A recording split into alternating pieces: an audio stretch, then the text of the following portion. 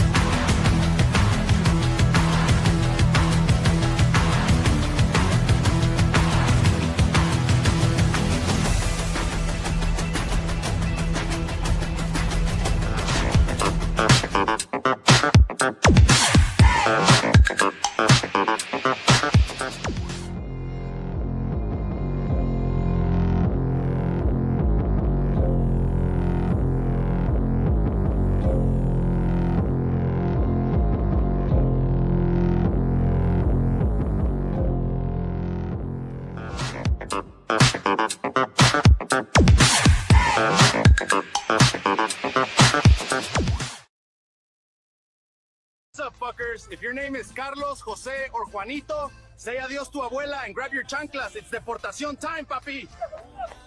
This is our 10th raid today. We're collecting wands like Pokemon cards. Gotta deport them all. Dios mío, es la invasión de los guanes.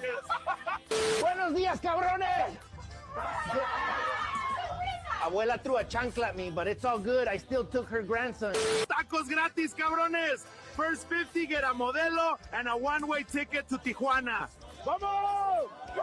If you a real U.S. citizen, speak some English, papi. Ballerina, cappuccina, tung, tung, tung, sahur. What the fuck was that? All right, boys, just detained Alejandra. Mommy said she's willing to do anything to get her papers. Let's put that to the test. Ya tú sabes. Let me make one thing real clear, Corillo. We don't deport big booty Latinas. Only tortas, ya tú sabes. If you enjoy my videos and want to support the channel, cop my step-by-step AI viral video guide. Link in bio. Woo! Ya tú sabes. What's up, everybody? Happy Friday night. Welcome back to everyone. It's been about a week. I've been away. Sorry, I had to leave at short notice. I had an emergency come up and a death in the not immediate family, but someone that's pretty much family to me. Somebody I've known almost my entire life passed away, and I had to go to the funeral and stuff. So it was something that had to be done, and this is what it is. So here we are, back again. Going to get into the news and some topics. I hope everyone's had a nice week and everything. I'm glad nothing at all happened while I was gone.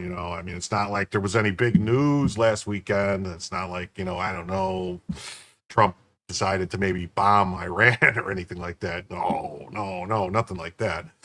But, we're not going to talk about any of that stuff because that's been beaten to death. But I do have a bunch of stories lined up, stuff that I've been collecting over the week. I've been looking at, and I was thinking you guys would like to talk about or see. If anyone wants to make a comment or anything like that, just let me know, and we'll go from there. So we're going to jump right in to the first story, which is a favorite of mine, a favorite type of story that I like to talk about: corruption. Yeah.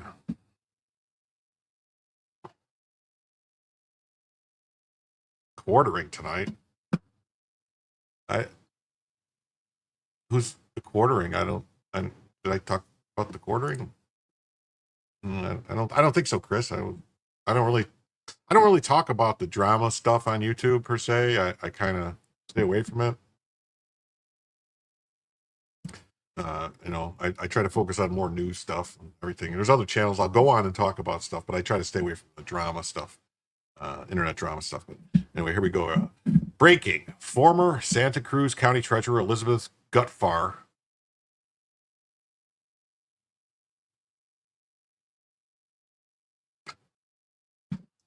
Okay, yes. Yes, Dave. On my channel, I try to stay away from the drama stuff. I try to just focus on news. That is correct. Former Santa Cruz County Treasurer Elizabeth Gutfar, Democrat, of course, sentenced to 10 years in prison for stealing over $38 million in county funds. Hey, what TF? How you doing? Nice to see you. Thanks for those kind words you shared on YouTube. Thank you. I appreciate it. Gutfar served as treasurer from 2012 to 2024, where she reportedly embezzled and laundered nearly $40 million to accounts in the names of fake companies she had created that performed no legitimate business. She then used the money to purchase real estate, to renovate her family ranch, to pay expenses for her cattle business, and to buy at least 20 vehicles. Gutfar, who was also ordered to pay approximately $51.8 million in restitution to Santa Cruz County and the United States Treasury.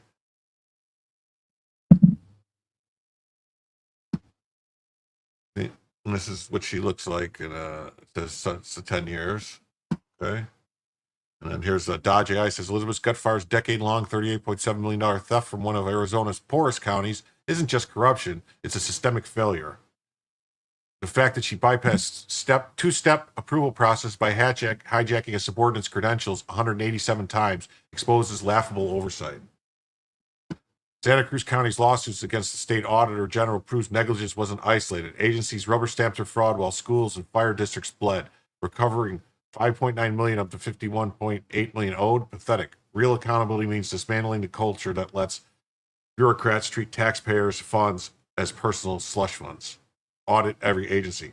And this is true. Like, they should really, Elon Musk should really probably have his guys just start looking at every government agency around the country. All of them, federal, state, locals, just get in there and look and see where the money's going and identify if there's fraud and try to find it. So it says right here, former Santa Cruz County treasurer sentenced to 10 years in prison for stealing over $38 million in county funds. Elizabeth Gutfar, 63, of Rio Rico, Arizona, was sentenced on June 23, 2025 by United States District Judge Rosemary C. Marquez to 120 months in prison, so 10 years, followed by 3 years of supervised release. So you could steal $50 million and get 10 years? That's not really a bad trade-off, is it? I mean, that's $5 million a year. I mean, a lot of people would probably take that, $5 million a year for every year, get $5 million for every year you go to prison. I don't even think if we wrongfully, put somebody in prison wrongfully, I don't think they get that kind of money. Yeah. She pleaded guilty to embezzlement by a public official, money laundering, and tax evasion. Gutfar was also ordered to pay approximately $51.8 million in restitution to the Santa Cruz County and the United States Treasury. The people of Santa Cruz County and all Arizonans have a right to expect their elected leaders to serve with integrity and in the best interest of their constituents, said U.S. Attorney Timothy Corcoran, maybe? I don't know. It's Corcoran. Ms. Gutfar stole more than money from the people of her county. She betrayed the confidence of the voters who elected her. This sentence shows that the abuse of public trust will be punished. Ms. Gutfar will now be held accountable by using her official position for huge financial gain at the expense of the residents of Santa Cruz County, said FBI Phoenix Special Agent in Charge Heath Jenke. Hey, I knew a guy named Nick Jenke. I wonder if they're related. Each act of greed and dishonor negatively affected fundamental aspects of this county's operation. The FBI continues to investigate public corruption cases, and we remain committed to identifying and pursuing those who violate the public's trust. Ms. Gutfar violated her sworn duty by enriching herself with the public money she was entrusted to protect. Special Agent in Charge Carissa Messick of the IRS Criminal Investigative Phoenix Field Office said, taxpayers deserve to know that the elected leaders are working in the community's best interests, not just their own. IRS-CI remains committed to rooting out corruption at every level. According to the court documents, Gutfar, who served as Santa Cruz County Treasurer from 2012 to 2024, embezzled and laundered approximately $38.7 million by wiring public funds from Santa Cruz County's accounts to accounts in the names of fake companies she had created that performed no legitimate business. Gutfar then used the money to purchase real estate, to renovate her family ranch, to pay for expenses for her cattle business, and to buy at least 20 vehicles. 20 vehicles. Wow. That's 2 vehicles a year. That's a lot of vehicles. I mean, That's a lot of vehicles to be paying insurance on vehicles. That's Jesus. A lot of insurance. Man, oof. Can we get erection reform? Asking for a friend. I don't know if you meant to say election reform, but if you want erection reform, I think they make a little blue pill for that. Just saying. Gutfire's 10-year scheme involved approximately 187 wire transfers, which she was able to complete by undermining the two-step approval process. She used a token of a subordinate employee so that she could both initiate and approve the wire transfers. To cover up the scheme, Gutfire falsified accounting records, cash reconciliation records, and records of the county investment accounts, thereby hiding the millions of dollars that she had stolen. Gutfire also failed to report any stolen funds as income for tax purposes. Also, not only did she I don't know. Menendez, I don't think actually stole any money, Chris. I think he just took bribes, is what they said. He took several $1 million in bribes from Egyptians and some other countries. So I don't think Menendez stole this much. This was actually stealing the money. How many years did Menendez get? Did he get more than 10 years? So it says FBI and IRS CI conducted the investigation in this case. Assistant U.S. Attorney Jane L. Westby for the District of Arizona and Senior Litigation Counsel Nicholas W. Cannon of the Criminal Division's Public Integrity Section handled the prosecution. There's a case number and everything. So it says you want to go there and check it out. And so yeah, you think Menendez got 11 years, so he got a year more than this lady? I don't know. I guess our government feels that stealing their money isn't as bad as taking money from some other government, maybe. I don't know. Oh, and here's a story from the local news there that will. In Santa Cruz County, the former county treasurer who stole more than $38 million from taxpayers is headed to prison. KGUN 9's Craig Smith has a look at Elizabeth Gutfar's sentence finally handed down today. 10 years of stealing taxpayer money has led to 10 years in prison for former Santa Cruz County Treasurer Elizabeth Gutfar.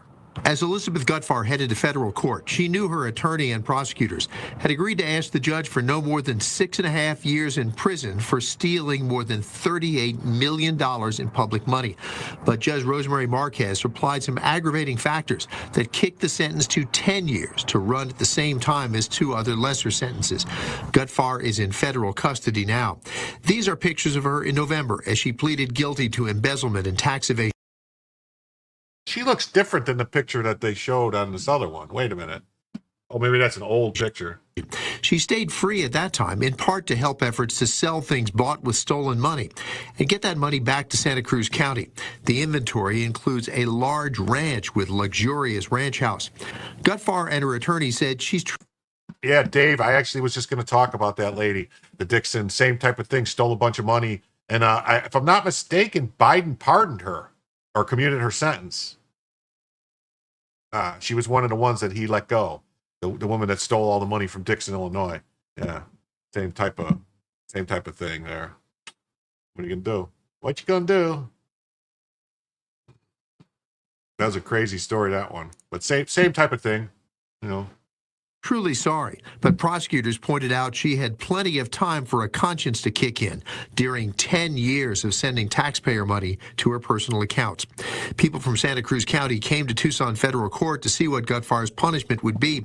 Bonnie Teetry was thinking about money Gutfar took not being available for schools that needed repairs. I like the fact that she got restitution, and I like the fact that the judge mentioned she had cried about her grandchildren, but she said the kids in Santa Cruz County are outside playing in the sun because of the money she took from the citizens. Wendy Isla says the case is more than a matter of missing money. It's missing trust in all of Santa Cruz County government. I think that mistrust is going to last quite some time. People want to see transparency. People want to see accountability. There are other incidents in our county that contribute to that. So absolutely, unfortunately, it will be a lasting effect. Gutfar's attorney said she was not thinking clearly and thought she could use the stolen money to build an ideal life for her family, then make enough in business ventures to repay the money before anyone noticed. Her sentence requires her to pay more than $13 million in back income taxes and pay back the more than $38 million she stole.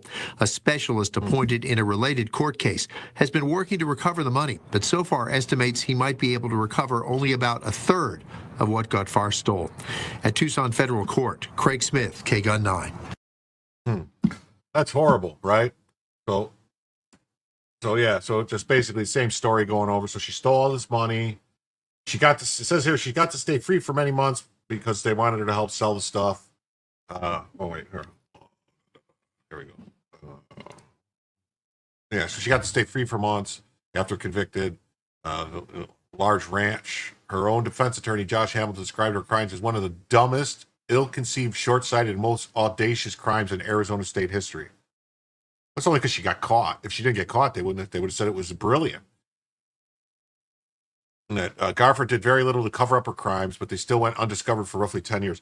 So her attorney's saying she was a shitty criminal and she didn't cover up her crimes, so he could have told her how to do it better, maybe. Oh. Suspicious. In court, just before sentencing, Gutfar, an attorney, said she's truly sorry that she got caught, but prosecutors pointed out she's had plenty of time for her conscience to kick in. Yeah, that's right.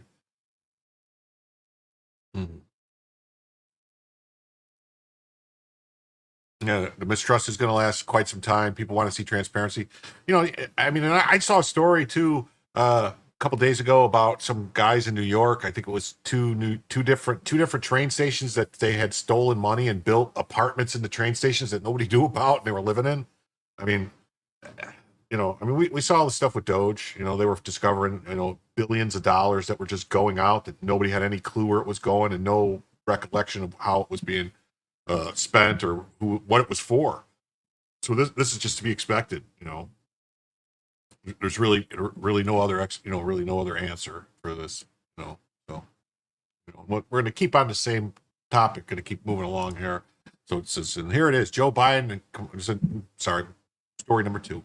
Here it is. Joe Biden and Kamala Harris used USAID to investigate the root causes of migration and ended up paying a consultant who just pled guilty to a decade-long bribery scheme worth $550 million. Wow. 4 men have pleaded guilty to bribery charges, including a USAID official and 3 corporate executives. The USAID official, Robert Watson, received nearly $1 million in bribes in exchange for awarding the executives $550 million in contracts. Watson faces up to 15 years in prison, while each executive faces up to 5 years. As for the root causes of migration, the Democrats' official policy, opening the effing border and letting in as many voters, including MS-13s, rapists, murderers, pedophiles, and terrorists as you possibly can. Now you see, I could have done that for free, saving the American taxpayers $550 million. Let's see here. I think maybe that's what Jesse Waters is going to say. Let's see. The southern border is a ghost town. Every bad hombre in the third world knows we're not spread eagle anymore. They love Joe and his borders are Kamala. She was never really interested in building a wall. She just wanted to find root causes. We want to work with you to address both the acute causes as well as the root causes. We are focused on addressing both the acute factors and the root causes. Not only. I think people here, they use this like root causes because they think that makes people go, oh, they're going to get to the real source of the problem. Yeah. But like a root canal, the root causes of these things really aren't going to solve your problems. The only way to really solve it is to yank it out, put an implant in, and start over fresh with something. The root causes, but the acute causes. To look at the root causes and the acute causes. My trip to Guatemala and Mexico was about addressing the root causes. Addressing the root causes of irregular migration. For the past 3 years, I have led our administration's efforts to address the root causes of migration. And we're learning now that she did what Joe did and tried to pass that work off onto someone else using USAID. They wrote up a contract worth up to $800 million for consultants to find the root causes for them. But here's the problem. Walter Barnes III, the man who founded one of these companies that got the cash, was a known con man. He just pled guilty to a decade-long USAID bribery scheme. And the government knew he was shady for years, even before they gave him all the money. And in 2023, the USAID Inspector General said Barnes lacked honesty and integrity. But on the same day, he was awarded an $800 million contract. They had good reason to be. Yeah, my regular viewers we covered this story about this fraud and these people a couple weeks ago. It came up because about the giving them they gave him right before Biden left office, they gave this guy $1 trillion contract, even though they knew he was a crook. Be suspicious Over the years, Barnes secured big money deals by bribing USAID employee with pricey basketball suites, a trip to the vineyard, and even a down payment on a house. Isn't that nice? And once he got paid, Barnes burned through pallets of cash, doing everything but what we paid him to do. We reached out to Walter, never got back to us. So, I don't know. I'm sure people have seen this in their own personal experiences. People that have businesses, they burn through money. They hire a bunch of their friends and they do stuff, and they look like honest businessmen, and they're not. But you just have to be careful who you deal with, and you would think our government would be a little more. Our government would be just a little more concerned about our tax dollars. They should be better stewards with our money. That would be nice, wouldn't it? I mean, they take so much of it and they spend so much of it, and they're putting us in debt. The least they could do is track it a little, just a little bit better. Maybe just pay a little attention to what you're doing. I don't know. Would be nice. Would be nice. So, all right. Now we're going to jump into some meaty cases. Some stuff. This is a breakdown. Basically, today, five rulings came down from the Supreme Court today. All of them pretty good, actually. Some better than others, but all of them pretty good. All told. I mean, one of them was iffy, but I don't know. Depends. You gotta take your wins and your losses where you can. So here we go. So let's see. So this is this guy Fed Slayer. He kind of tracks some stuff on Twitter, and he's a good follow to keep track of things. So it says SCOTUS week recap 6-3 again and again. The Constitution got to work out. The left got steamrolled, and Justice Jackson gave MSNBC everything but a chyron. Here's how each case broke down, one post at a time.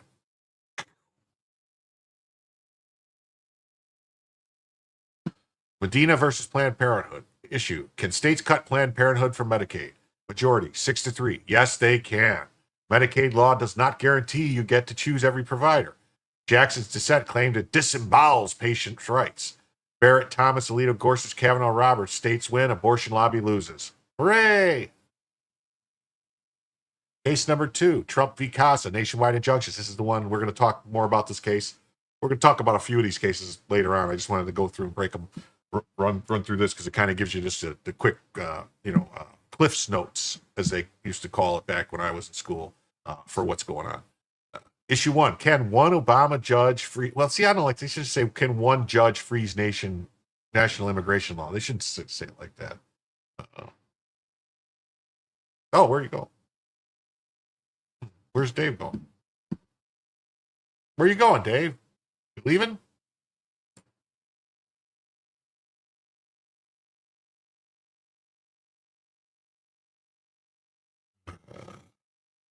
Majority 6-3. Nope. Injunctions only apply to parties in the case, not the whole country. So basically what this did was they said you can only enjoin conduct against people that are here in the court in front of us. None of this other amorphous crap of saying like the whole country. You can't, one judge, one inferior district court black robe tyrannical judge, as Andrew Branca likes to say, cannot control the entire country. This doesn't work that way. We don't have 790 presidents each in a district court around the country. We have one president. The only person who stands for election to the entire country, and that's who we put in charge of executing our laws and making sure that they're faithfully executed. And that's kind of what we want, right? We want accountability. So Jackson's dissent claimed it neuters judicial power. Well, no, it kind of just makes, they're supposed to be equal branches, right? Co-equal branches. None more powerful than the other. I mean, isn't that what it means? It just stops courtroom activists from running the executive branch. Then here's the next case. Number 3 today was Mahmoud versus Taylor, the LGBTQ curriculum opt-out. And the issue was, can religious parents pull kids from LGBTQ story hour? And this is a no-brainer. Anyone who's not mentally infirm should have known that, yes, parents have the right to take their kids out. But go figure, three of the liberals, they call themselves liberals, will go figure, in the courts said that, no, you can't. If you want your kids to not learn that, send them to a private school, pay for a private school. If you're going to send them to public schools, you have to get your kids indoctrinated in the pride mafia. So Majority 6-3, yes. Free exercise means you're not forced to say yes to the state's worldview. You know, Jackson's dissent called it ideological censorship. First of all, yeah, no, it's parenting, and it's government state speech. The state speech is not something that the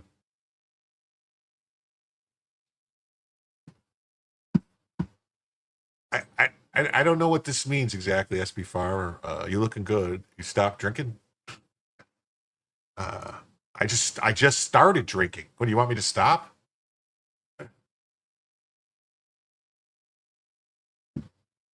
Anyway. This next case, number 4, is United States versus Scarmetti. Trans youth care ban.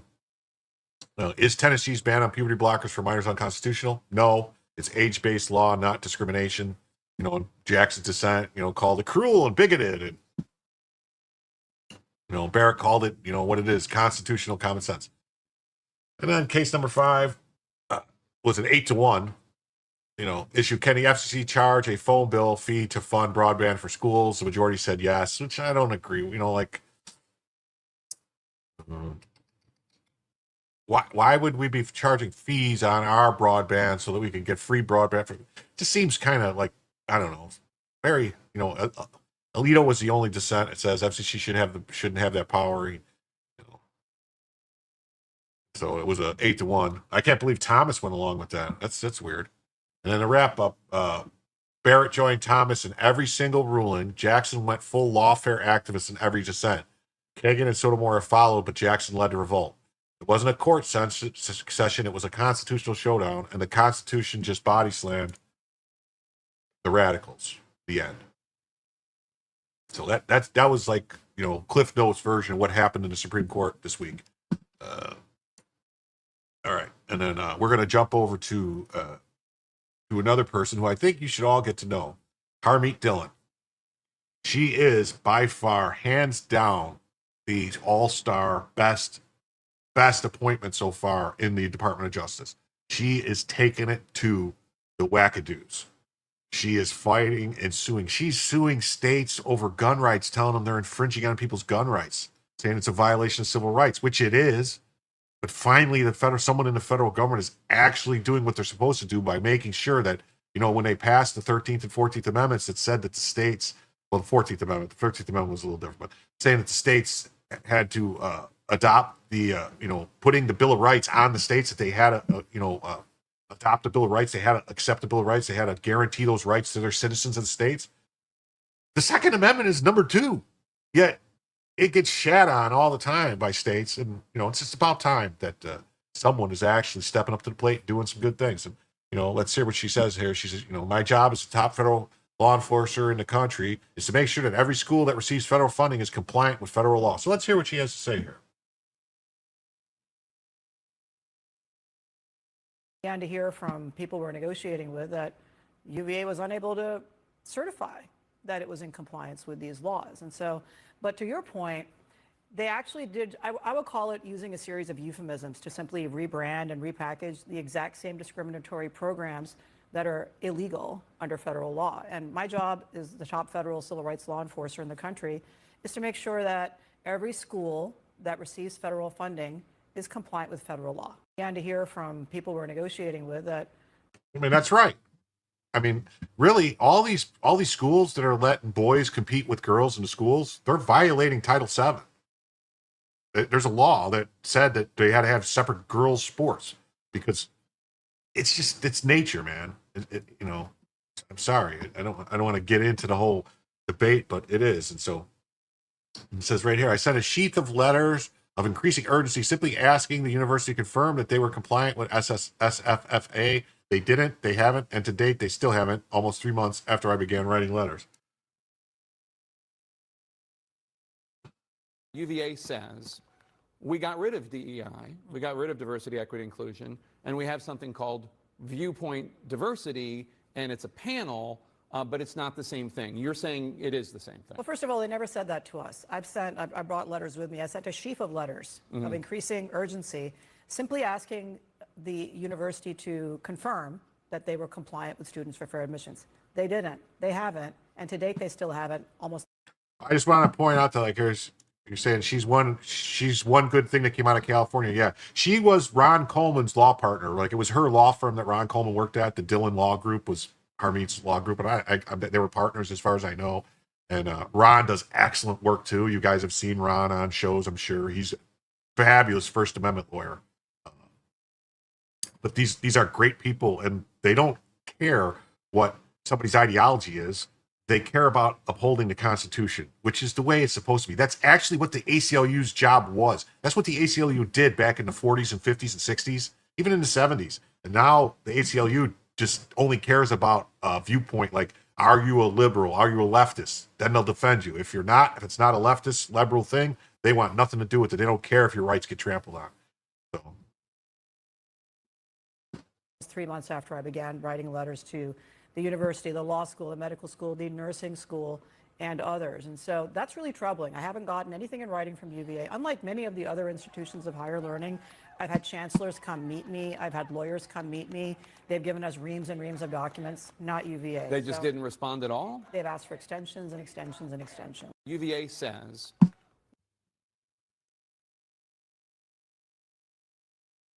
Yeah. This guy has a good point here. He says, Ms. Bondi, please increase Ms. Dillon's headcount budget to whatever she can utilize. Of all our wars, the culture war is the most significant. If we stop Marxism, must start in universities with our civil rights.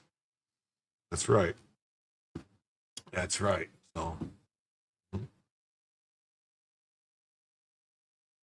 oh, wait. Oh, it's the same one. My bad. Okay, so here we go. So here's another story on the same stuff. This is the same thing with what Harmeet is doing here. It says the U.S. Department of Justice filed a lawsuit against the Orange County Registrar of Voters for refusing to provide records regarding the removal of non-citizens from voter registration lists and for failing to maintain accurate voter lists. Hello. According to the lawsuit filed by the Assistant Attorney General Harmeet K. Dillon, whose Civil Rights Division is handling the case, the family member of a non-citizen in Orange County indicated that the non-citizen received an unsolicited mail-in ballot from the Orange County Register of Voters despite lack of citizenship. Yeah, they mailed ballots out to everybody they had like IDs and driver's license for, citizens or not. They didn't care. They just mailed them out to everyone. We know this is happening. It's happening all over. In all types of states, anywhere they have motor voter, where you go to get a driver's license and they register you to vote. Yeah, it's happening. Everywhere they do that, this is happening.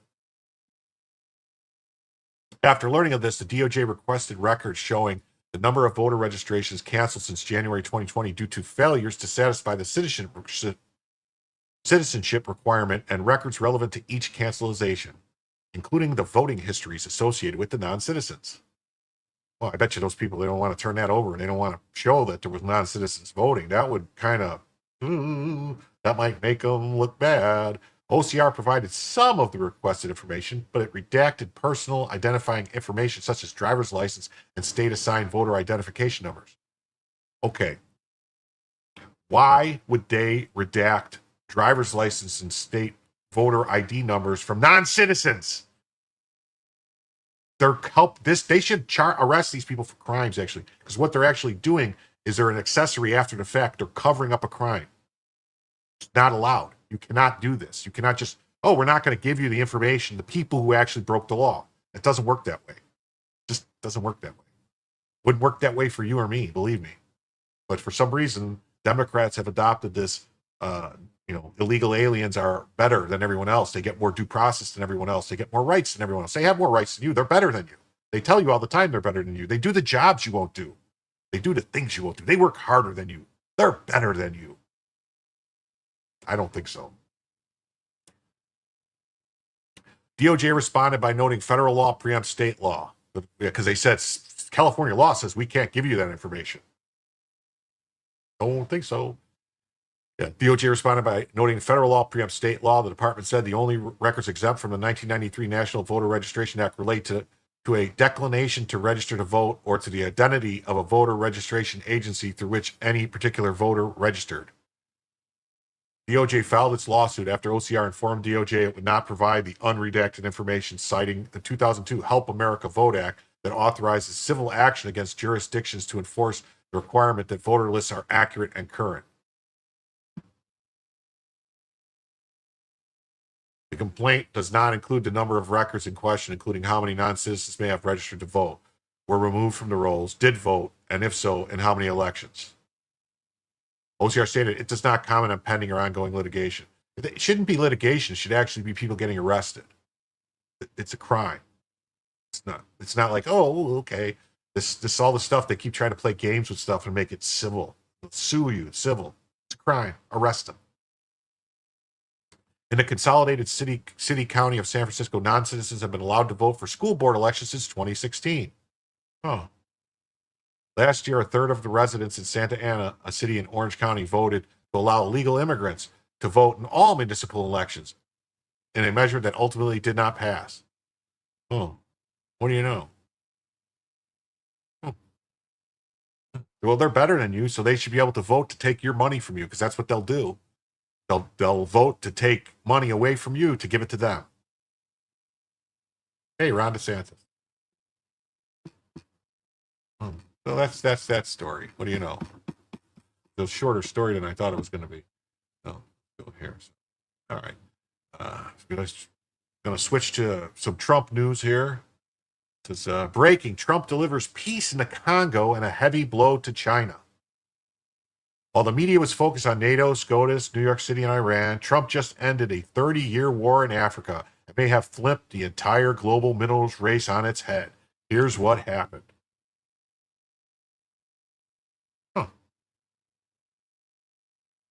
For nearly 3 decades, Congo and Rwanda have been at war, a bloody conflict that's killed over 6 million people in Central Africa.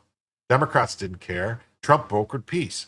Now, thanks to Trump's deal, $24 trillion in untapped mineral resources. Disaster for China.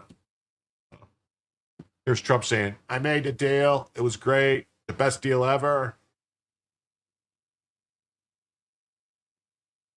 Trump's envoy, Massad Boulou, brokered a minerals for peace deal between Congo and Rwanda.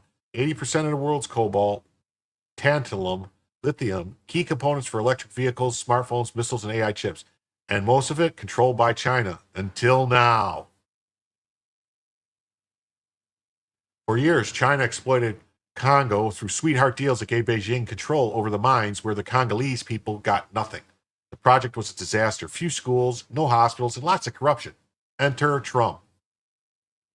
A new report calls DR Congo's $6 billion deal with China on mining resources unconscionable, saying few of the promised benefits have materialized, and that may bolster the country's bid to revise the terms of the contract.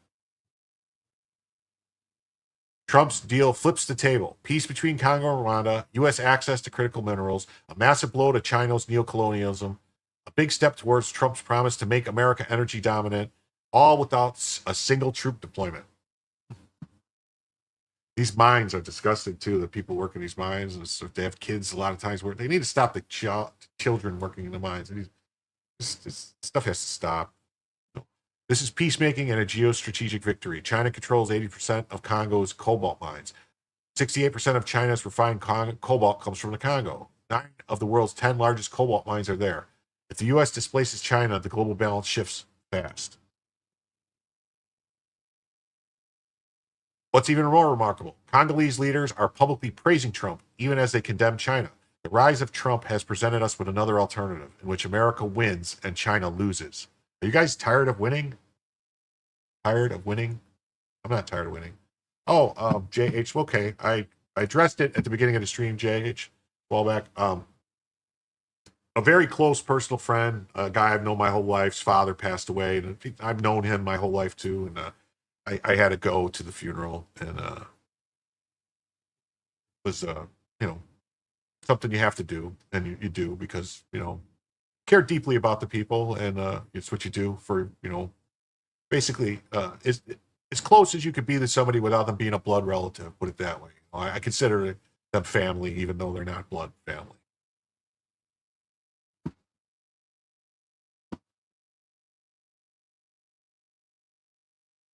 Trump's deal is seen in Africa not just as a business move, but as a chance to lift millions out of poverty, crush corruption, and evict the Chinese Communist Party.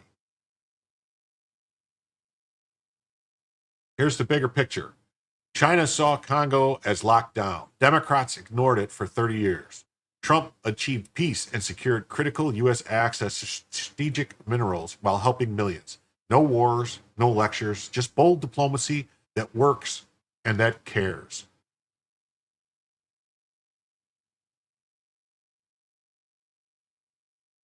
Africa sees China as a colonizer, but the U.S. not as a partner. And Trump just proved them right. Wait, he wrote this wrong. It says Africa sees China as a colonizer, but not the U.S. They see them as a partner, and Trump just proved them right. Bottom line, America first makes America strong, enough to make a difference for the rest of the world. If you enjoyed this content, check out Ron Martin on Twitter. He makes some good threads, and I like to pull them up because I like the people break it down and stuff. I do other stuff on the story, but it's easier that way. So, all right. And since we were talking about Trump and his great peace deal, we're going to jump to this story where, big win. The Supreme Court has ruled that rogue, low-level activist judges cannot overrule the executive authority of the President of the United States. President Trump was right again.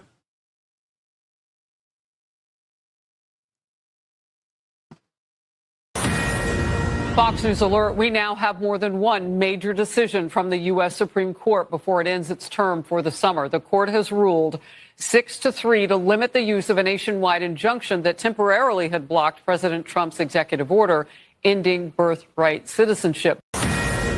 Fox. Wow. Yeah.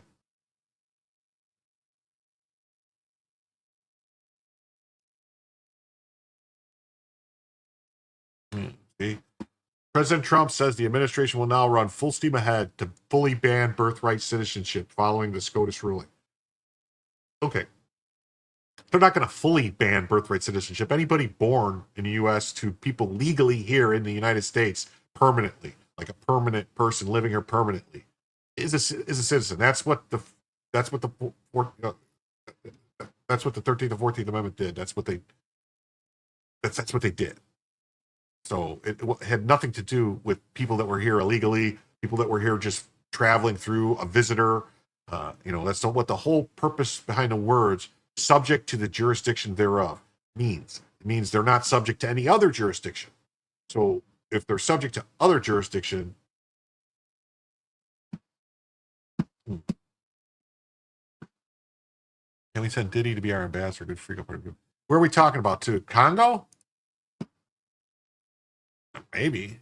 Yeah, it says full steam. She says that was meant for the babies of slaves, not meant for people trying to scam the system and come into the country on vacation. Hundreds of thousands of people are pouring into our country under birthright citizenship, and it wasn't meant for that reason. It was meant for babies of slaves. Let's hear what he says here. This decision, and thanks to this decision, we can now promptly file to proceed with numerous policies that have been wrongly enjoined on a nationwide basis. And some of the cases we're talking about would be ending birthright citizenship, which now comes to the fore. That was meant for the babies of slaves. It wasn't meant for people trying to scam the system and come into the country on a vacation. This was, in fact, it was the same date, the exact same date, the end of the Civil War. It was meant for the babies of slaves, and it's so clean and so obvious. But this lets us go there and finally win that case because hundreds of thousands of people are pouring into our country under birthright citizenship, and it wasn't meant for that reason. It was meant for the babies of slaves. So thanks to this decision, we can now promptly file to proceed with these numerous policies and those that have been wrongly enjoined on a nationwide basis, including birthright citizenship, ending sanctuary city funding, suspending refugee resettlement, freezing unnecessary funding, stopping federal taxpayers from paying for transgender surgeries, and numerous other priorities of the American people. We have so many of them. I have a whole list. I'm not going to bore you, and I'm going to have Pam get up and say a few words, but there's really, she could talk as long as she wants because this is a very important decision. This is decision that covers a tremendous amount of territory. But I want to just thank again the Supreme Court for this ruling. It's a giant. It's a giant. And they should be very proud, and our country should be very proud of the Supreme Court today. Yeah, so the Supreme Court basically said they weren't asking them to look at the underlying case, the actual merits of it. That's going to have to percolate through the lower courts first, But the whole thing of them enjoining them from actually doing anything, they said no, they can develop the processes and come up with the plans on how this is all going to work, and go from there. But what's funny too is now you've got people arguing that unborn babies have rights. Isn't that crazy? I mean, just a couple years ago, they were arguing that they were just a clump of cells and they had no rights up until they came out of the magical birth canal. But now they have rights to be citizens before they're born, even though they could get killed in an abortion, and that's okay. This is kind of a funny thing that's happening here, where they might actually, their arguments they're making might actually come back to bite them in the butt, and might actually, could get weird. Just saying, could get weird. Could get weird. Mm-hmm.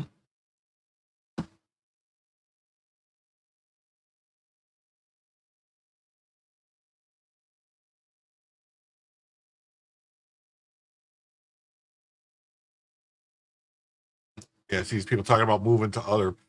Passport has called birth tourism. A truly sovereign life is one where you are at peace no matter what's happening in the world. If you only have one passport, then your government has total control of your life. See, that's the thing. This whole thing about dual citizenship. Like, I don't like these dual citizens that are in our government. So I don't approve of any of this stuff. I think if you become a citizen of the United States, especially if you're naturalized, you're supposed to renounce all other loyalties to other nations. So how I don't know, man. Yeah. It seems like this is something that should have been, that they've known for all along that this isn't the way it worked. I mean, all the Supreme Court case law never said that, once you cross the magic line, if you have a baby, it never said that. It was all about those. The case was someone whose parents were permanent lawful residents. And because of the Chinese Exclusion Acts, they couldn't become citizens, but their child was a citizen because of the 14th Amendment. So here, we're gonna keep going on this. It says, breaking, Trump scores another SCOTUS victory in birthright citizenship case, not on the merits, but on whether a universal injunction is permitted. Hugely significant in every case with universal injunctions. Reading now, analysis to follow. So it says, held, universal injunctions likely exceed the equitable authority that Congress has given to federal courts. The court grants the government's application for a partial stay of the injunctions entered below, but only to the extent that the injunctions are broader than necessary to provide complete relief to each plaintiff with standing to sue. Now, my question would be, how would an unborn baby have standing to sue? Because if an unborn baby has standing to sue in this case, wouldn't an unborn baby have standing to sue in a case saying, hey, I want to stop this person from aborting me? Like, say a woman was going to have an abortion and the father of the child didn't want that to happen. Couldn't that be used to say, like, hey, I guess if you're going to say that standing in this case, then wouldn't there be standing in that case? Interesting. I don't know. Just saying. Could be interesting. Could be some wild stuff happening. I have the whole decision, but hold on a second. We'll look at that in a second. But it says, SCOTUS punts on whether universal relief is necessary in the lawsuit brought by state, given the difficulty in providing the state's full relief, leaving that to the lower court. This punt, though, doesn't change significance of the case before here and in every other case against Trump.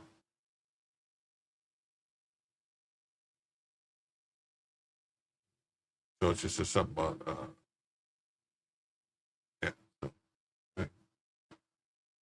Other cases with universal injunctions, as long as they are not under the Administrative Procedures Act, that's a separate statute that allows for striking an agency action, which would have universal impact in doing so, involve many parties, groups.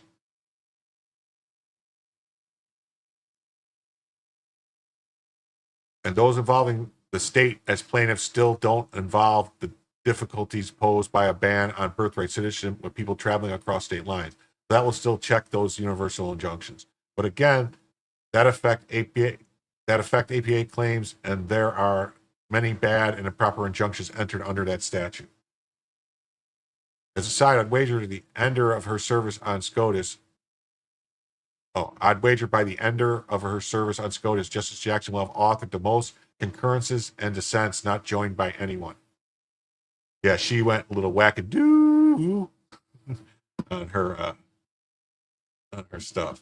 So, because there's excellent. So the last 3 pages of Justice Barrett's majority opinion are worthy of a Substack article, and I'll try to get that out later today. Shipwreck Crew. I'm gonna try to look for that. It's not out yet, but when it comes out, I'll put it into another story, maybe tomorrow or Sunday. But it's a near complete repudiation of the practice of the Obama and Biden appointed district court judges' use of universal injunctions against the Trump administration, executive orders. The practical effect will be to require far more individual cases to be brought in district courts and a much greater burden on district courts to manage those cases.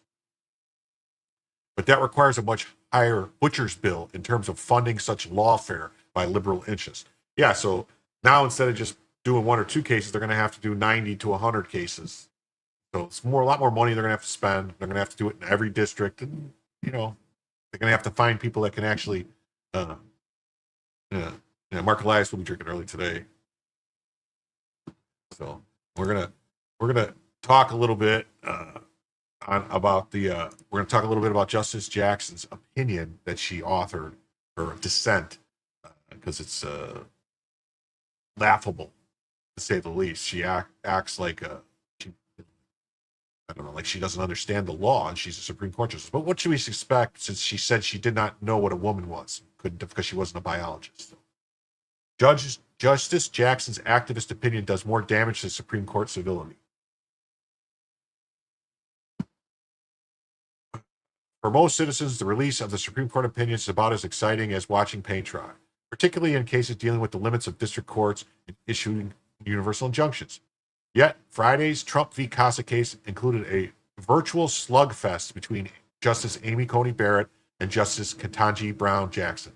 The decision was one of the biggest of the term. The court moved to free the administration from an onslaught of orders from district judges seeking to block the president in areas ranging from downsizing of government to immigration. However, it was the departure of the normally staid court analysis that attracted the most attention.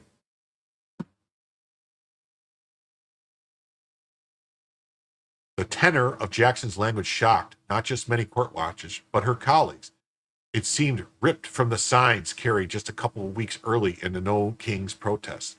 The court often deals with issues that deeply divide the nation, yet it tends to calm the waters by engaging in measured, reasoned analysis, showing the nation that these are matters upon which people can have good faith disagreements. But that culture of civility and mutual respect has been under attack in recent years. Not long ago, the court was rocked by the leaking of the draft of the Dobbs decision overturning Roe v. Wade. That was followed by furious protests against conservative justices at their homes and an attempted assassination of Justice Brett Kavanaugh. There was also a change in the tenor of the exchanges in the oral arguments and opinions between the justices. Howdy, Will Call. How you doing? Recently, during the argument over the use of national injunctions in May, Chief Justice John Roberts was clearly fed up with Justice Sotomayor interrupting government counsel with pointed questions and commentary, finally asking Sotomayor, "Will you please let us hear his answer?"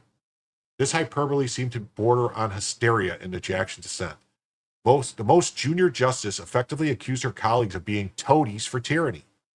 It proved too much for the majority, which pushed back on the overwrought rhetoric. While the language may seem understated in comparison to what we regularly hear in Congress, it was the equivalent of a virtual cage match for the court. Some of us have argued that our system is working just as designed, particularly as these issues work through the courts. The courts have ruled for and against the administration as they struggle with the difficult lines of authority between the branches. Liberals who claim democracy is dying seem to view democracy as getting what you want when you want it. It was therefore distressing to see Justice Jackson picking up the No Kings theme, warning about drifting towards a rule of kings governing system. Jesus. She said that the limiting the power of individual judges to freeze the entire federal government was enabling our collective demise, At the very least, I lament that the majority is so caught up in the minutia of the government's self-serving finger-pointing arguments that it misses the plot. The minutia dismissed by Jackson happen to be the statutory and constitutional authority of the federal courts. It is the minutia that distinguishes the rule of law from mere judicial impulse. Hey, Taylor, how you doing? Justice Barrett clearly had enough with the self. Yeah, okay, so we're going to talk about this, but before we talk about this, I want to say, so I don't know if you guys know how it works with the Supreme Court. Whenever they hear cases and they're talking about it, they send memos to each other, talking, debating, with each other, like, this is what I think, what do you think? And so clearly, Ketanji Brown Jackson was sending some crazy, insane memos around that caused Barrett to write this opinion. And the fact that all the five other justices, 6 justices joined her opinion, and none of them really wrote a concurrence that said, like, oh, we don't agree with what she said, tells you that they've all had enough of the crazy stuff coming from the left. Well, thank you, Chain of Custody. Please like and subscribe. And Joe's a good person, and I try to add to what he does and not really compete with him. I'm more of a little added bonus to Joe, per se. Justice Barrett clearly had enough with the self-aggrandizing rhetoric. She delivered a haymaker in the writing that Justice Jackson would do well to heed her own admonition. Everyone from the president on down is bound by the law. That goes for judges too. She added, we will not dwell on Justice Jackson's argument, which is at odds with more than 2 centuries worth of precedent, not to mention the Constitution itself. We observe only this: Justice Jackson decries an imperial executive while embracing an imperial judiciary.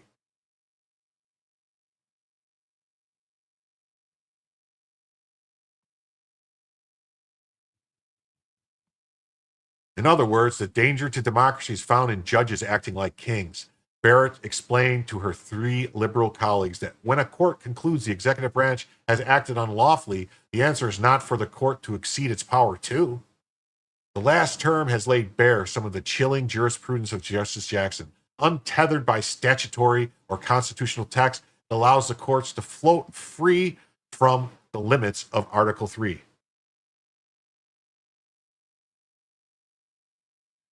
For many, that is not an escape into the minutia, but madness without clear lines for judicial power. This was written by Jonathan Turley, a great liberal constitutional scholar. I believe he's the law professor at George Washington University or George Mason University, one of the two. I'm not exactly sure, can't remember. But he's great, and he would make a great Supreme Court justice, even though he's a liberal. He follows the Constitution as written. So, that's all you can ask for. That's all you can ask for. And there's another great, another great story about Justice Jackson's. I have a story about her dissent. It says right here, in a powerful dissent, Ketanji Brown Jackson simply writes, "Wakanda forever."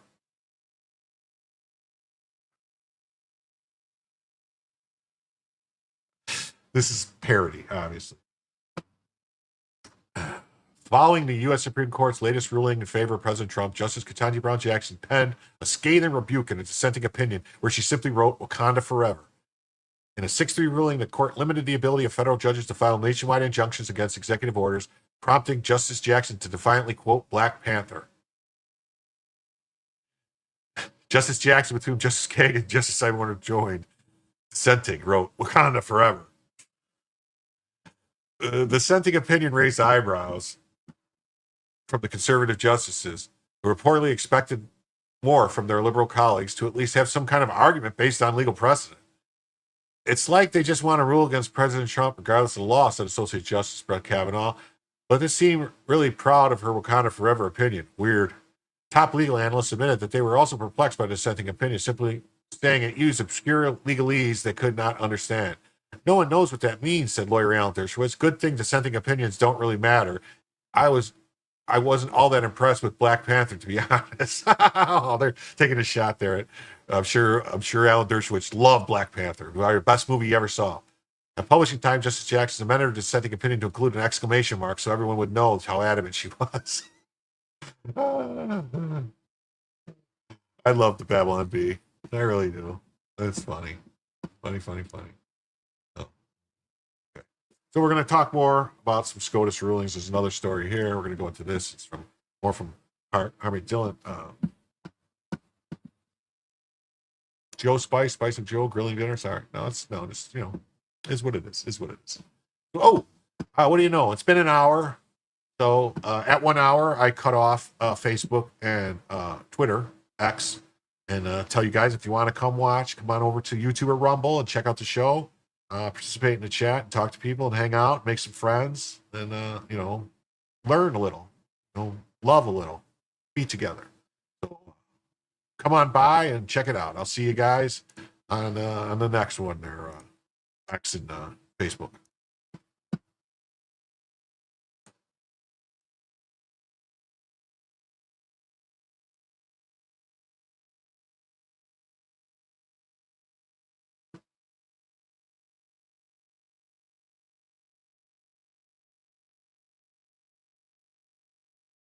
I don't know what happened. It didn't take it out of X. That was weird. All right, so it's just us now. It's just us friends on YouTube and Rumble. We're just here hanging out. Gonna talk about the law. Gonna talk about some crimes. Gonna talk about some Trump. Gonna talk about some other stuff. Hopefully we'll all learn a little. So today's SCOTUS ruling, Mahmoud, affirms that forcing children to participate in lessons that conflict with their family's convictions is an infringement of the free exercise of religion. Parents, not schools, have the final say in directing the upbringing of their children. From the majority opinion, the right of parents to direct the religious upbringing of their children would be an empty promise if it did not follow those children into the public school classroom. It just makes sense.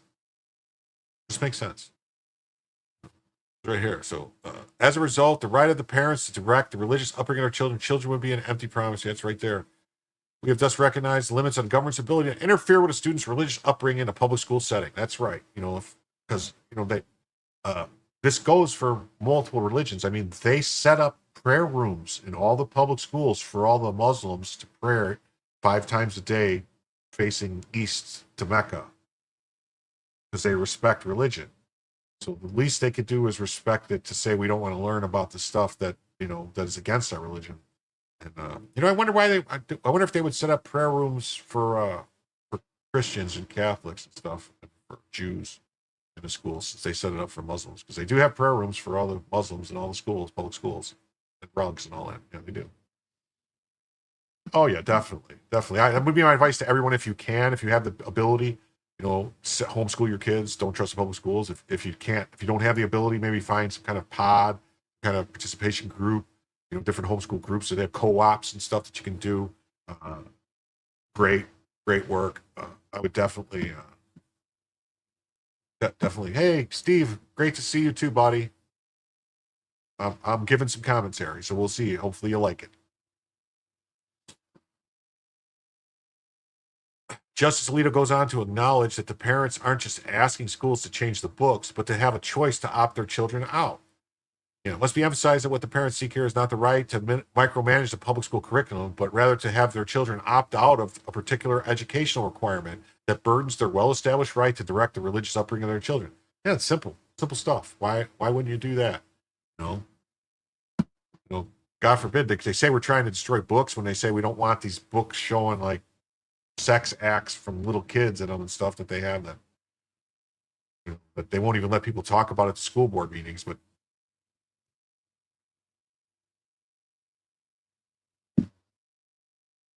well, that's what Sky says. I'm glad they made the right decision, but what bothers me is that it took a Muslim to finally stop this when Christian parents have been expressing their concerns for several years now. And though I love the fact that this case is won because it's a win for every parent, I wonder if they can start demanding Sharia law to slowly be integrated based on this precedence. Well, they couldn't really do that because that would be infringing on other people's religious liberties. That's the problem. You can't put one religion over another.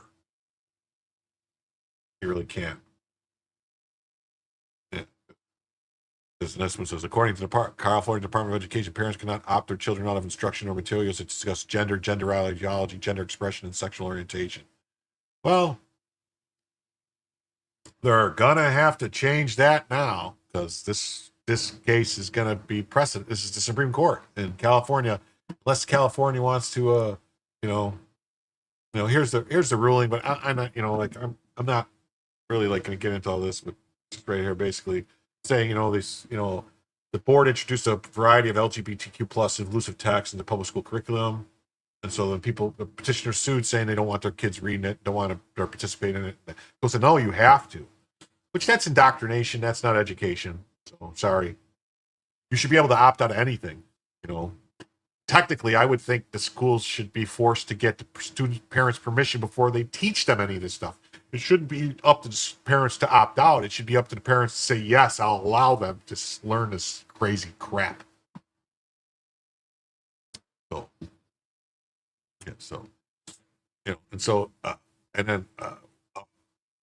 one of the parties in the SCOTUS preliminary injunction decision already filed an emergency motion asking for a class-wide status in the birthright citizenship executive order. So they're still trying to push it. They're still trying to just basically find a loophole or an end around the Supreme Court. The left finally found a right that unborn babies should get, the right to be a U.S. citizen upon birth. No clump of cells here. So here, this is the left writing this. All children who have been born or will have been born in the United States on or after February 19, 2025. So that would include people that haven't even been conceived yet. So they believe in a baby's rights at conception. Oh my God. The left believes in rights at conception. The left is gonna ban abortion? Because if a baby has a rights at conception, how can you abort them? You can't. You can't deprive that citizen of their life, liberty, without due process of law. That's Constitution, baby. Seems like we might have a little bit of a pickle here for the left. They just walked themselves into.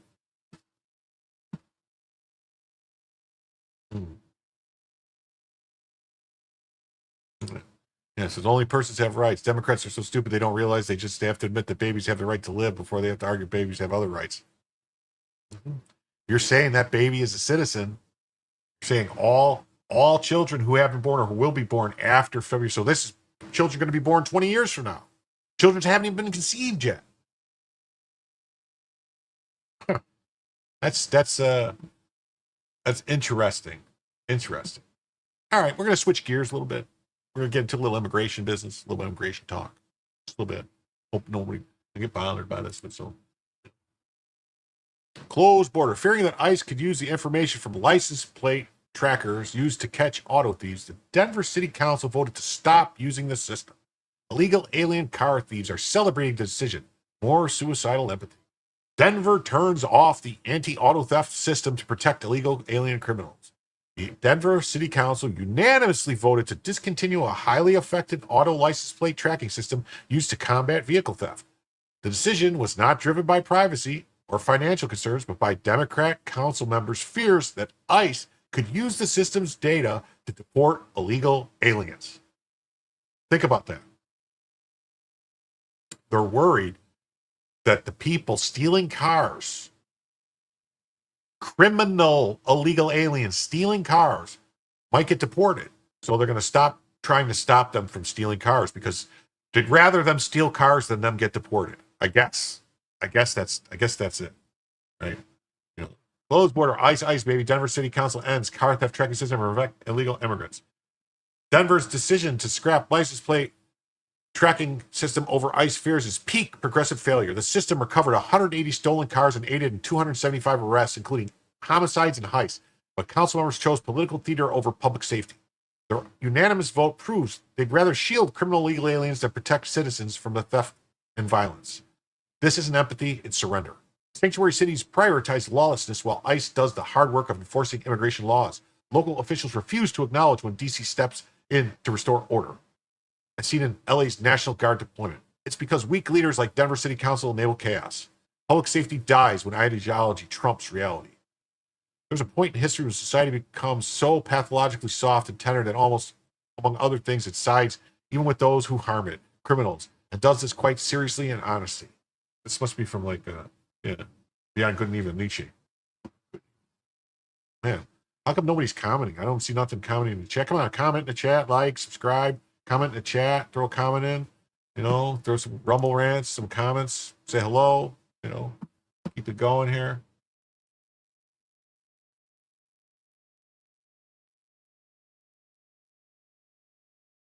Oh.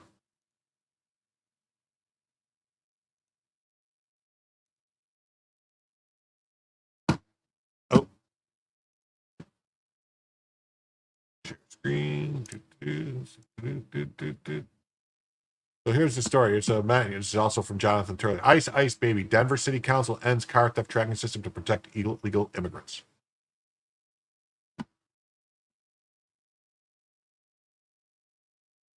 The Denver City Council has voted unanimously to shutter a highly successful anti-theft auto license plate tracking system. The system was not closed due to concerns about privacy or finances. It was shut down because Democrat members believed that ICE could use the data to deport illegals. In May, the council refused to renew the 666, the number of the beast. Maybe that's why. Maybe they're wacko religionists and they thought the 666 meant that the devil was in control. Contract with Flock for camera monitors around 70 Denver intersections to screen for car theft. Hey, Death Angel Shadows, nice to see you. Hail to you too. Glad to be back. That system resulted in the recovery of 170 stolen vehicles and 300 arrests, also credited with key evidence in the investigation of a hit and run and murder cases. However, it could also be used to assist ICE, and that is all that matters. Councilman Kevin Flynn explained, it is all about Trump's election. We know that it can help solve crime, but I think since maybe January 20th this year, those concerns are greatly heightened and have a new reality about them. These people are suicidal. They really are. They're delusional. Councilmember Sarah Parody added, we're living in an era when just this last week, actually, an executive order came out instructing the Department of Justice and FBI to look for reasons to prosecute local elected officials and activists who they believe are, quote unquote, obstructing ICE enforcement. It's not quote unquote. A lot of you people are obstructing ICE enforcement. There was this crazy lady telling the gang members to attack ICE.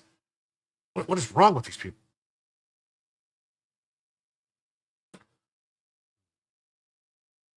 This kind of surveillance technology is a gift if you want to have that kind of ill intent. And the federal government has that ill intent right now.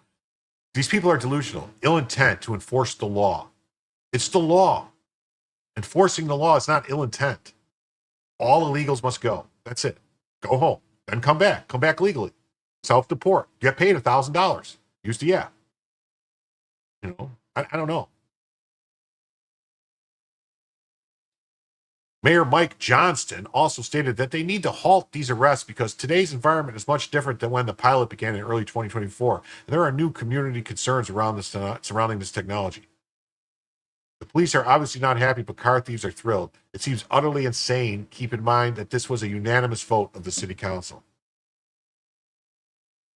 I mean, that's just crazy. It's just crazy. It's just nuts.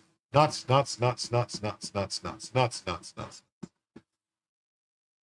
Yeah, guys, listen, any comments, you want to have a conversation with yourself in the chat, go right ahead, because it helps the algorithm, making comments, talking, saying stuff. It helps engagement, helps move it along in the algorithm. So it's greatly appreciated. If you don't want to talk to me, you can talk to other people in the chat. If you want to ask me a question, go ahead.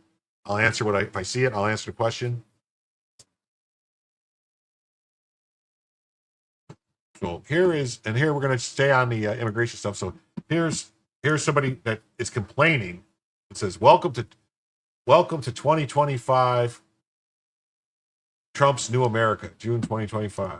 Well, let's see here.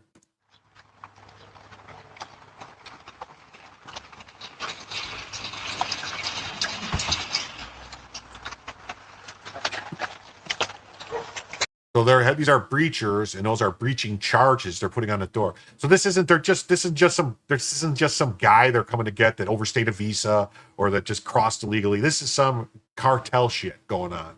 That's what this is, that they're breaching a house like this.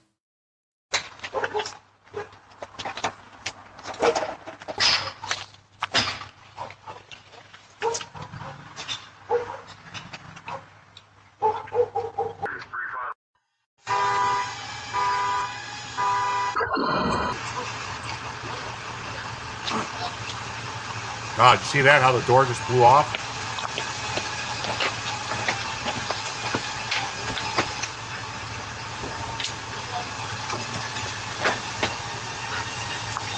Keep going out. Come out this way, please.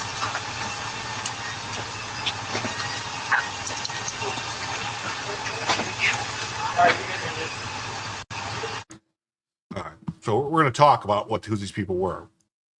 All right.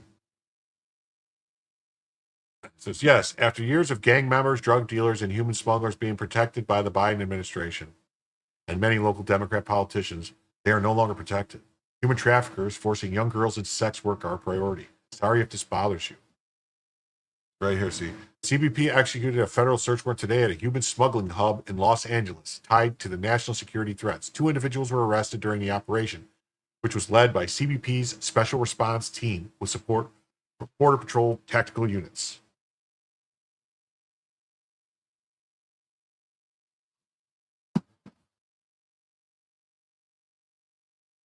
Oh, thank you, Neurodivergent One. I'm trying. I hope you guys like the format. What state? I'm in Florida.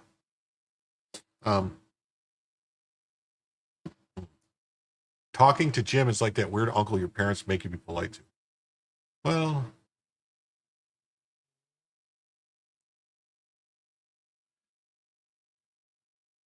right here, Grok says, the video shows a federal raid in Huntington Park, California on June 27, 2025, where agents used explosives to enter a home, startling a family with young children. The raid targeted a resident's boyfriend, possibly linked to a prior incident, but the details are unclear. Your post suggests that this reflects aggressive tactics under a Trump administration, a view supported by local concerns about proportionality. However, such methods are standard in high-risk operations, and the full context is still emerging. More transparency is needed to assess the raid.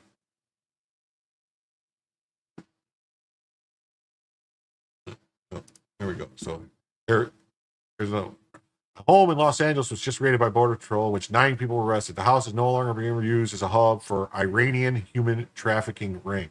Iranian human trafficking ring. Wow.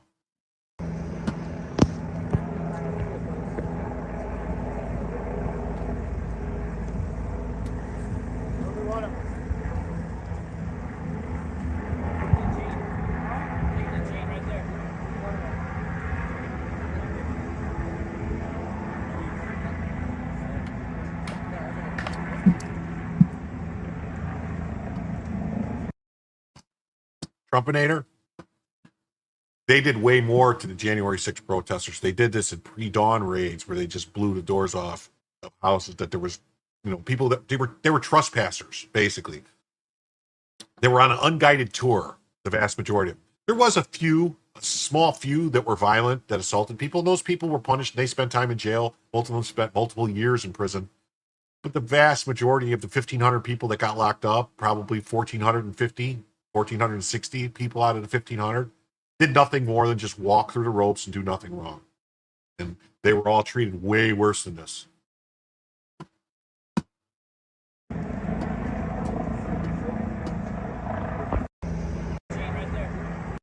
Mm-hmm. Ice, ice, baby. Bum, bum, bum, bum, bum, bum, bum, bum.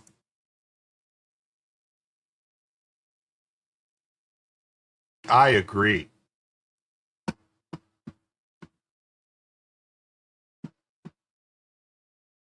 Oh, what the hell happened?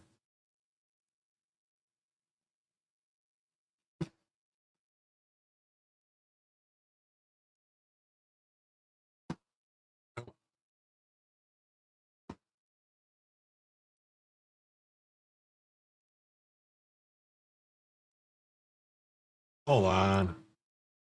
Hold on. Hold on one second. Hold on. I don't know what happened. Somehow I lost the tab.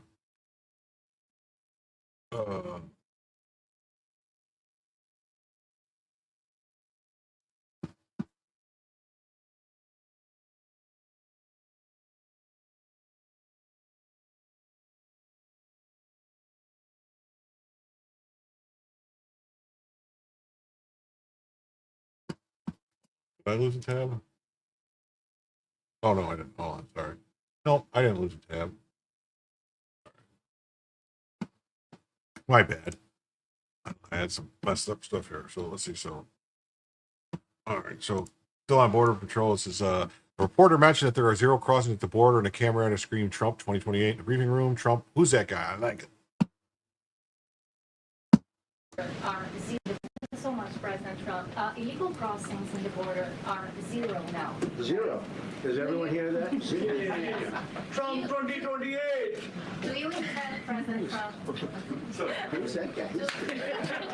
Did you hear that guy? Did you hear that guy scream out Trump 2028? That's ridiculous. Hold on, we'll go back. Who's that guy? Trump 2028. Do you? Trump 2028. Trump 2028. Do you intend, President Trump? Who's that guy? I like him.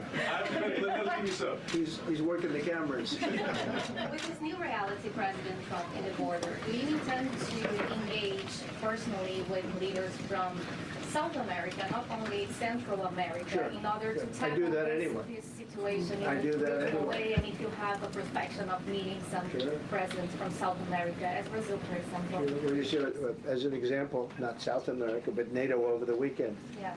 They have great respect for our country now. They did things that nobody thought was possible.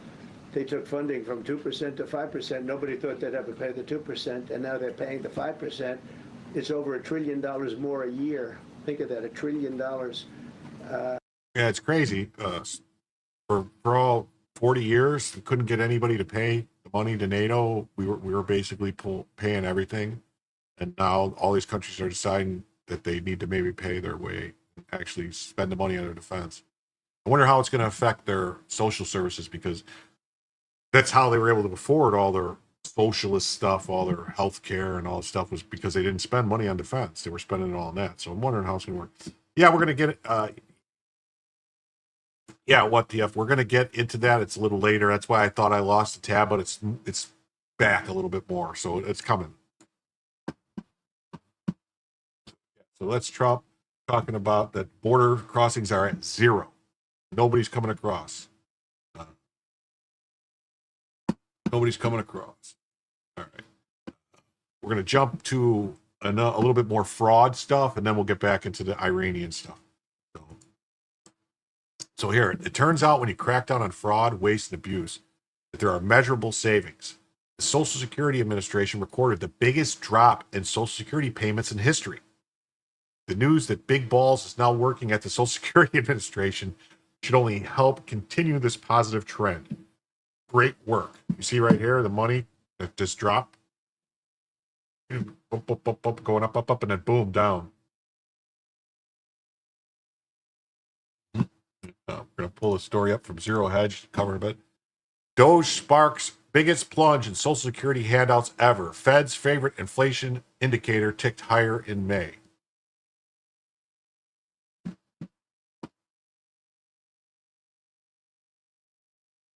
Where's the story? Where's the story?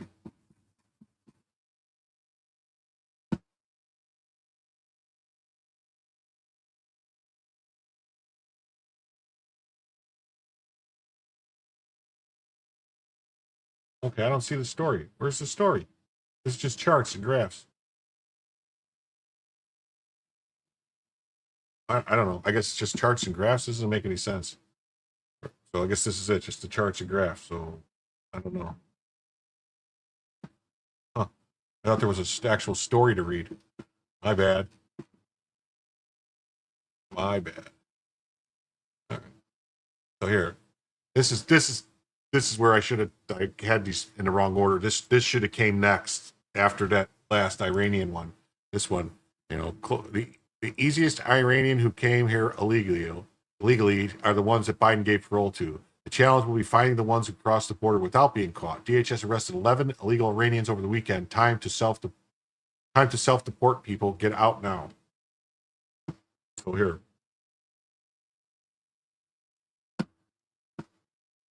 And that since Sunday, U.S. Immigration and Customs Enforcement, also known as ICE, of course, has arrested 11 Iranian foreign nationals who officials say are not authorized to be here in the United States, including one man on the known or suspected terrorist list. Homeland Security correspondent Nicole Skanga joins us now with more on the details of this developing story. Nicole, good morning.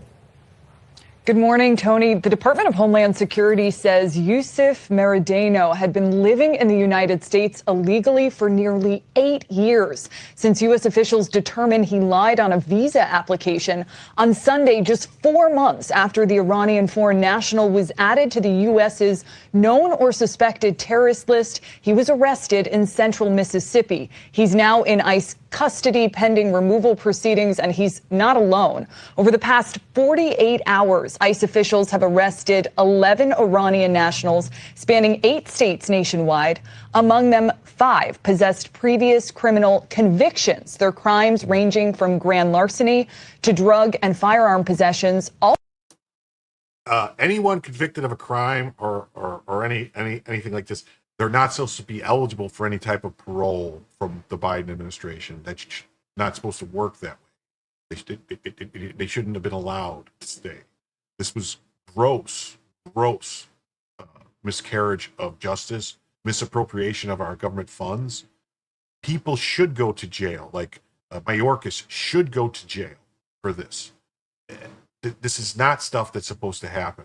You know, like we're hearing reports now that Danira Tandon was the person who actually had the responsibility to run the auto pen, that she was authorized to use the auto pen on her own. Well, that doesn't work that way. So supposedly she gave testimony to that. If she gave testimony that she would operate, she was authorized to do things on her own without Biden directing her personally to do, you sign this, then she broke the law. People broke the law. She was acting as the president. It was all fraud, anything she signed. The way the auto pen works is Biden has to say, yes, I want you to use the auto pen on this piece of paper right here to sign this. They can't get these other people just doing it. Also among those apprehended, Ribvar Karimi. While arresting him in northern Alabama, ICE officials say they found his Islamic Republic of Iran Army identification card and allege he served as an Iranian sniper between 2018 and 2021. Ooh, a sniper. Maybe he was here to snipe somebody. Maybe he was here to snipe somebody that was running for president. What do you think? You guys think there might be something there? Might be a little something. They're already here.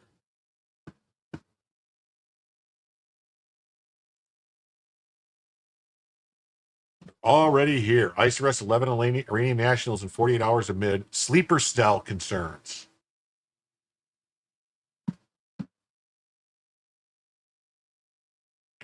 ICE crackdown was part of a series of targeted operations spanning 8 states and 9 cities nationwide.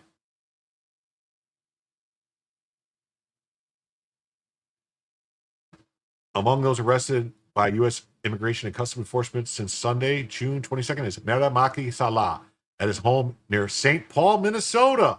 Hey, St. Paul, Minnesota. We know some things going on in St. Paul, Minnesota. There's been a lot of shenanigans in St. Paul, Minnesota.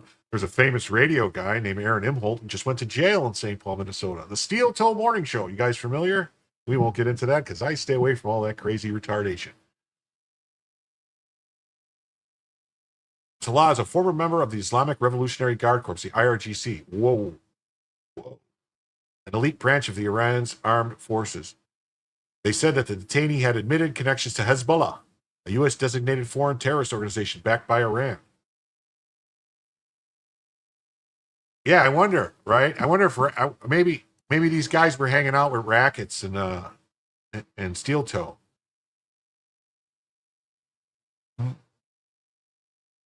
Dum dum dum.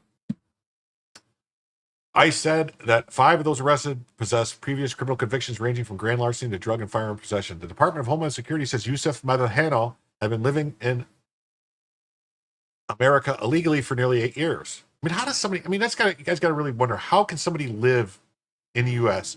for that long illegally? How are they working? What documents are they using? They're obviously committing multiple crimes if they're here, living, working, and not here legally, because they have fake driver's licenses, fake IDs, fake social security cards. What else do they have that's fake? What else are they doing? What other crimes are they committing? They're committing crimes. There's no way that somebody's here that long illegally, surviving and not committing crimes. It's just not possible.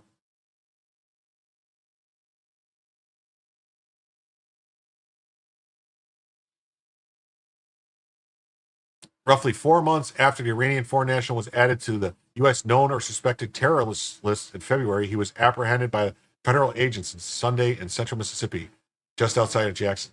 I wonder how they got his name, how he was added, if he's been here, how he was added to the list. Did they pick up chatter? Did they get some kind of intelligence? Maybe somehow something got hacked? Did they got information?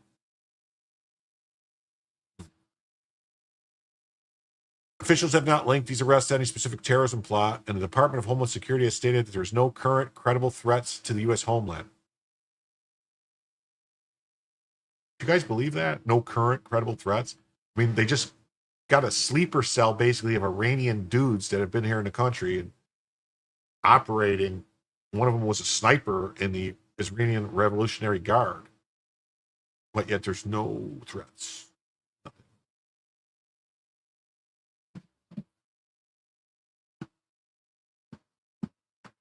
Well, you know firsthand these people can get jobs without any democracy. Well, if they do get jobs without any documentation whatsoever, the person that hired them is also breaking the law. And that's what needs to actually happen is all these businesses that are hiring these people knowingly, they need to get prosecuted, the businesses, because they're breaking the law and they're helping to hurt American workers.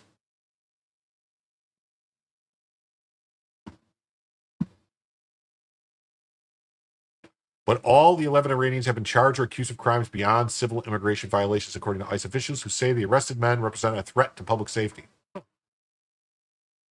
Griff Jenkins reports. Arrested 11 Iranian nationals legally in the U.S. over the weekend, including an individual with admitted ties to Hezbollah and a former Iranian army sniper. DHS Assistant Secretary Tricia Ohio says, Under Secretary Noam, DHS has been full throttle on identifying and apprehending these people. Yeah, you know, I'm still on the fence about Amy Coney Barrett. Some of her decisions that made me question what she was thinking. Like she recused herself in a case about school vouchers because she worked or did something at one point for Notre Dame's law, something or other. And so she's like, oh, I can't weigh in because that's a Catholic school and this is Catholic schools. And so it ended up being a 4-4 decision, and basically kept, you know, so it said that they couldn't give voucher money to Catholic schools, which, you know, are religious schools. So I wasn't too happy with that. ICE arrested 11 Iranian nationals in 48 hours when the U.S. illegally, including a former member of it. Laura Loomer.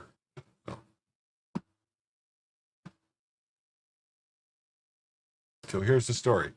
ICE captures Iranian sniper living illegally in the U.S. You know, this almost looks like the guy that does the solar flare watch. Almost the guy that does the solar flare reports. That's who I thought at first. I was like, wait, he's Iranian? But it's not. No, it's not Ben Davidson. I'm just joking around. Just joking around.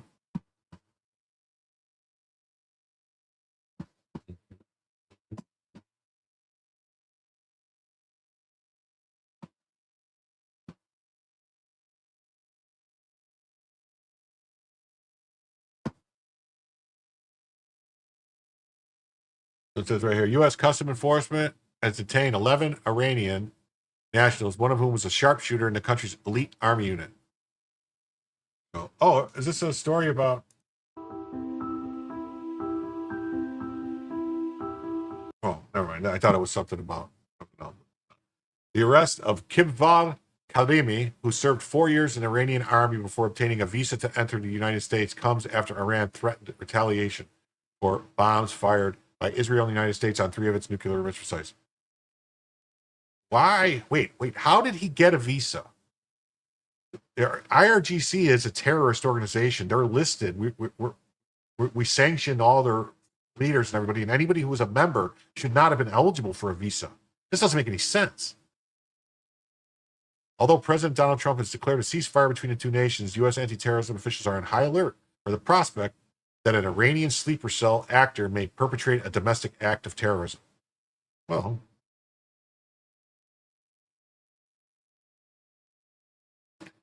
according to ICE agents, Karimi was apprehended while holding a card identifying him as a member of the Islamic Republic of Iran Army.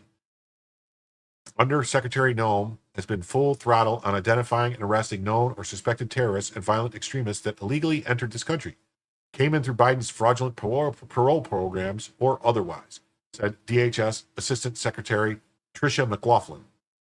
We have been saying that we are getting the worst of the worst out, and we are. We don't wait until a military operation to execute. We proactively deliver on President Trump's mandate, secure the homeland. What's this? Okay.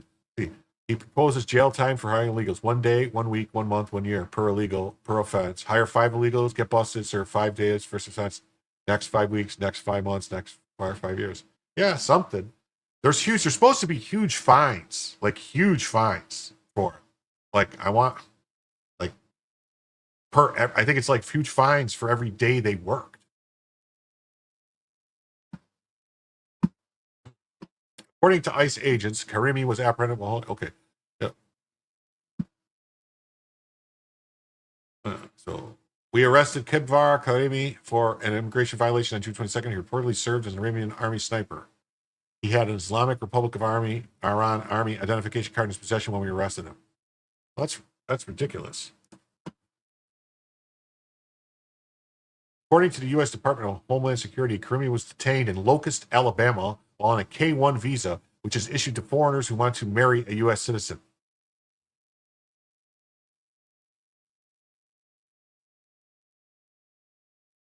It is unclear who applied to be Karimi's future husband. He came during the Biden administration and failed to alter his status, which was a legal requirement, breaking the condition of his visa and making him eligible for deportation. Well, he should have been deported anyway just for being a member of the IRGC. The Revolutionary Guard Corps, Iranian Revolutionary Guard Corps, IRGC, is a listed terrorist organization under the U.S. government. So any member shouldn't be allowed entry in the U.S. It's simple.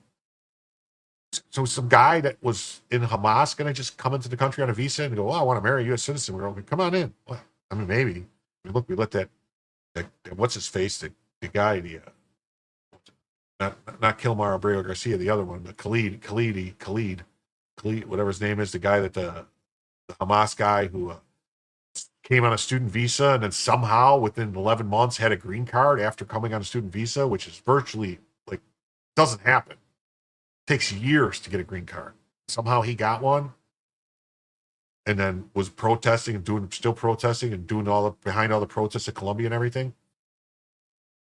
Anyway, Khalil, I think is it. ICE conducted a bigger operation that included the arrest of another person on a federal watch list while targeting 8 states and 9 sanctuary communities. Mohamed Akade Salel from St. Paul, Minnesota, was detained on June 22nd. He's a former member of the Islamic Revolutionary Guard Corps. Another one who has acknowledged having links with Hezbollah. Police have not tied any of the Iranians to ongoing terrorism plans. Oh. Yeah, exactly right, Shana, because these people should have never been let in. Should have never been let in. Not at all. Never. Yeah, they haven't tied them to an ongoing terrorism plan. Like what? Like, don't they never seem to figure out the terrorism plans until it's over, or unless they're orchestrating the plans. Like the plans that the government's always cracking down, like we busted a terrorism plot. It's usually the government setting up the terrorism plot. They find some guy and they say, "Hey, why don't you do this?" And then they bust it. We stopped them, but they started it to begin with. So I don't trust any of this crap. But DHS Secretary Kristi Noem has encouraged state and local police to stay vigilant as the Trump administration works to detain suspicious individuals, particularly those with links to Iran.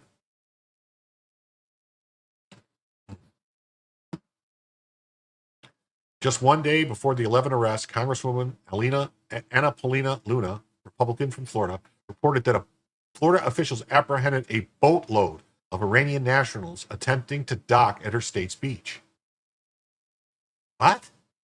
The revelation comes after Iran threatened vengeance in reaction to the U.S. assaults on Sunday, which destroyed 3 nuclear enrichment sites. In a statement, the Florida Republican stated that the possibility of sleeper cell strikes by Iranian operatives is genuine. Yeah, it's genuine. Am I concerned about sleeper cells? Absolutely. This is not a conspiracy theory. It's a serious national security threat, she told Florida's Voice News. The number of individuals on the boat remains unknown, and it's unclear if their dispatch coincided with the assaults. However, opponents of former President Joe Biden have previously pointed to the previous administration's lax border security and asylum policy, which allowed more than 1,200 Iranian nationals to enter the United States over 4 years. The likelihood of violent extremists in the homeland independently mobilizing the violence in response to the conflict would likely increase if the Iranian leadership issued a religious ruling calling for retaliatory violence against targets against the homeland, a fatwa, states a bulletin released by the U.S. Department of Homeland Security on Monday. It is our duty to keep the nation safe and informed, especially during times of conflict. The Department of Homeland Security said in a statement to Fox News Digital, ongoing Israel-Iran conflict brings the possibility of increased threat to the homeland in the form of possible cyber attacks and acts of violence and anti-Semitic hate crimes. Well, that's that story. And then, I don't know if you guys heard, but Canada decided to go full retard. Trump ends all trade talks with Canada. Fresh from the G7 and NATO summits, Trump just dropped a bombshell. He's terminating all trade negotiations with Canada in response to Canada's new digital tax targeting U.S. tech companies. So Canada thought it would be a wise idea to just put taxes on like all our tech companies, like Facebook and Google and Apple and X and all them. So we're just going to tax you. I mean, could we just start taxing Canadian companies? Is that how it works? You can just tax other countries' companies because they use the internet? I don't think it works that way. I really don't. Canada's new digital services tax goes into effect Monday. It's a 3% levy targeting companies like Amazon, Airbnb, and Google. Trump called it a blatant attack on America and its companies, so he hit back hard.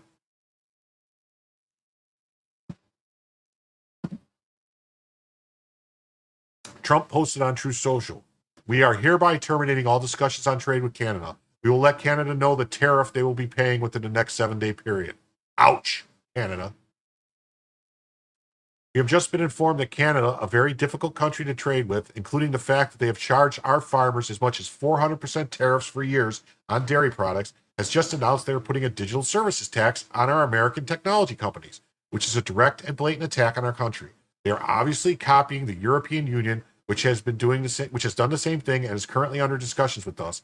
Also, based on this egregious tax, we are hereby terminating all discussions on trade with Canada effective immediately. We will let Canada know the tariff that they will be paying to do business with the United States of America within the next 7-day period. Thank you for your attention to this matter. I really like how he keeps putting that in all stuff. Thank you for your attention to this matter. And he keeps putting. The tax, originally pushed by Justin Trudeau, is projected to raise $7 billion for Ottawa. But at what cost? It's exactly the kind of EU-style globalist tax Trump has fought since 2017. And this time, he's cutting Canada out entirely until they reverse course.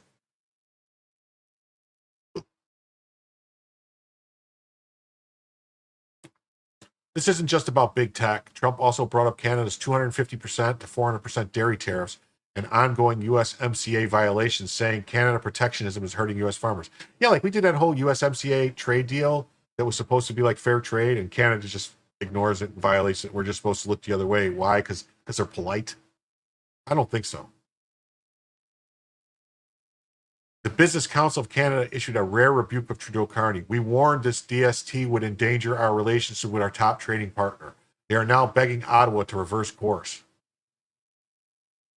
This couldn't come at a worse time for Canada. April GDP is negative 0.1. May estimate negative 0.1. Manufacturing down. Recession fears rising. Trump's move could tip Canada into recession if its trade deal isn't salvaged. Canada's government had hoped for a new U.S.-Canada economic pact by July 16th, but Carney's socialists just had to hike taxes. Couldn't help themselves. Talks dead in the water. and Carney is left scrambling just days after saying progress was being made with Trump.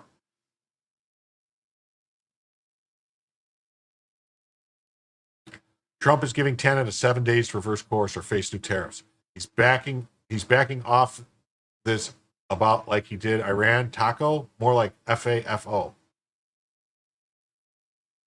He's fighting for American workers and calling out bad deals wherever they hide. America has a lopsided trade deals since World War II to boost our allies and win the Cold War. But the Cold War is over, has been for a while. Isn't it time for reciprocity? 0-0 would be ideal. We're not getting ripped off anymore.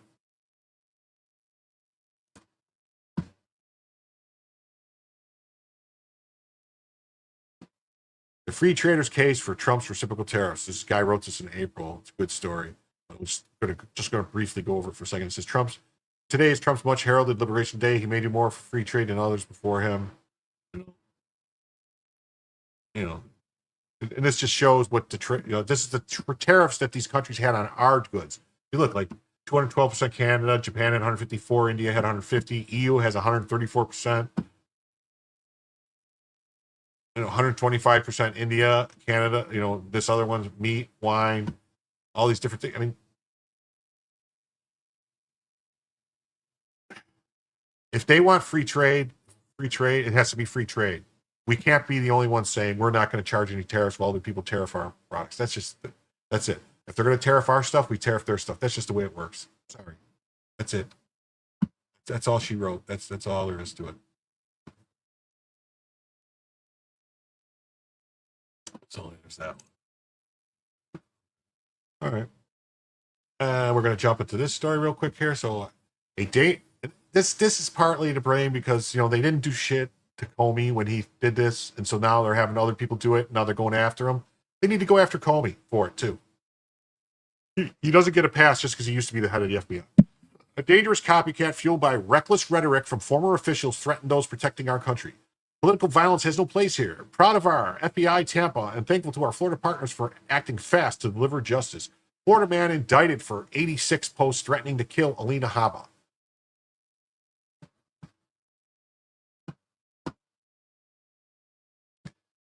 Florida man indicted for 86 posts. The FBI director said it's yet another disturbing example of dangerous copycat inspired by reckless behavior of former officials. Well, that reckless behavior would be James Comey. So maybe we should do something to James Comey.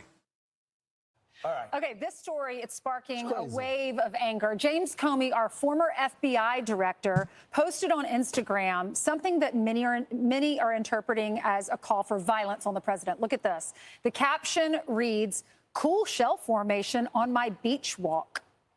And it says 8647.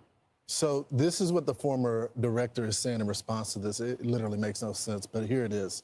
I posted earlier a picture of some shells I saw today on a beach walk, which I assume were a political message. I didn't realize some folks associated those numbers with violence. It's never occurred to me, but I oppose violence of any kind, so I took the post down. So what political message did you think it represented? Just in case you don't know, most people do. In the dictionary, it defines 86 as slang for to throw out, to get rid of, and to refuse service to. So yeah, so that was Comey being a dumbass. What is going on here? A lot of restaurants use this. When I was a waitress, they would put 86 green beans. Yeah, so it says a Florida man was indicted Friday for allegedly threatening to kill Alina Habba in a series of online 86 posts against the interim U.S. attorney for New Jersey. Fox News Digital has learned 86 has been interpreted by law enforcement to mean get rid of. Gregory W. Kehoe, the interim U.S. attorney for the Middle District of Florida, announced the charges Friday. According to the indictment reviewed by Fox News Digital, Salvatore Rossetto made a threat in May to injure or kill the victim in a series of online posts. So why not go after Comey? You're going after this guy for 86. Why not go after Comey? Seems like maybe they should. And I would just say, Alina Habba is a smoke show. She's a very attractive lady.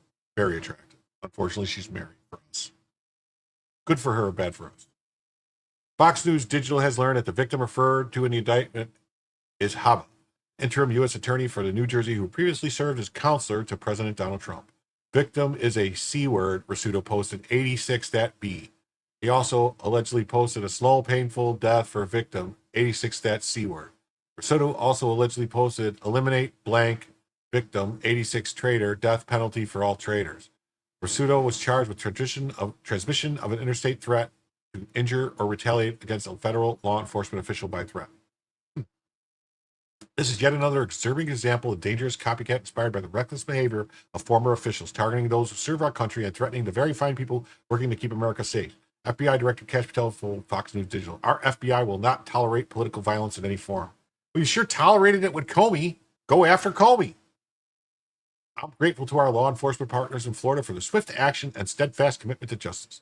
The indictment comes after Patel said he was forced to divert agents to investigate copycats of potential threats to Trump as a result of FBI Director James Comey's 8647 social media post last month. Do you know how many agents I've had to take offline for chasing down child sex predators, fentanyl traffickers, terrorists? Because everywhere across the country, people are popping up on social media and think that a threat to the life of the President of the United States is a joke, and they can do it because he did it. That's what I'm having to deal with every single day, and that's why I'm having to pull agents and analysts off because he thought it was funny to go out there and make a political statement. An FBI official told Fox News Digital the agency cannot disclose the number of copycat instances due to ongoing investigations, but described the number to Fox News Digital as significant. Comey met with Secret Service officials in Washington last month for an interview about the 8647 Instagram post. Two sources briefed on the meeting told Fox News. Comey is under investigation for the now-deleted Instagram post which showed seashells arranged to beach to say 8647. Cool shell formation on my beach walk, he wrote in the post. Comey offered an explanation. Yeah, he posted earlier saying he thought, I didn't realize some folks associate those numbers with violence. He lying. It never occurred to me, but I oppose violence of any kind, so I took the post down. I mean, I'm sure they could find somewhere where he's made reference to 86 something before, somewhere. I'm sure he's been in the FBI a long time. I'm sure maybe something to do with Whitey Bulger. Maybe there was some 86 and this and that with Whitey Bulger. Maybe it could prove that he's a liar. He's a lying liar that lies. The president, in a May interview with Fox News, Brett Dare, didn't accept Comey's explanation. He knew exactly what that meant. A child knows what that meant. If you're the FBI director and you don't know what that meant assassination, and it says it loud and clear.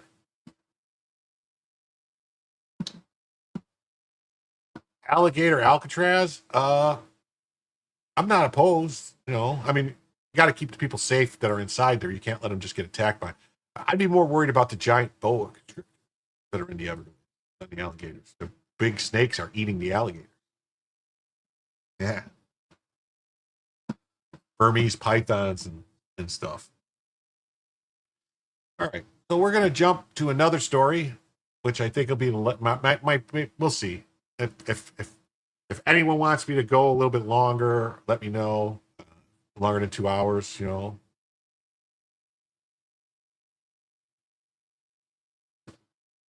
Otherwise, this will probably be the last story. Russian scientists arrested for smuggling biomaterials into the U.S. The Harvard scientist here on a visa was warned by colleagues that she had to obtain permission to bring the materials into the U.S. and declare them prior to entry. She decided to roll the dice and lost. Russian scientists caught smuggling biomaterial destined for Harvard. Harvard scientists from Russia hit with new charges for smuggling biomaterials into the U.S. from the EU. Krisnila Petrova was illegally smuggling frog embryos into the U.S. Was slapped with additional federal charges. She faced the possibility of decades in prison for failing to disclose the biological materials despite warnings from colleagues. I mean, what was there anything in the frog embryos? I mean, what are we doing here? Was it just like a technicality type of thing? I mean, was she up to something nefarious?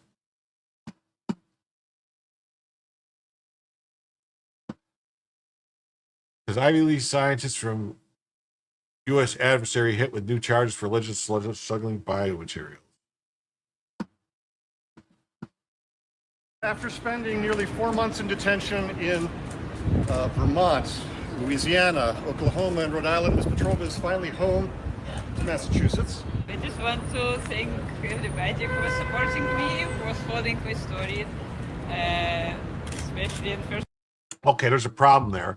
Her home is not Massachusetts. Her home is Russia. She was here coming on a visa. So the lawyer's saying that she's home in Massachusetts. That's a lie.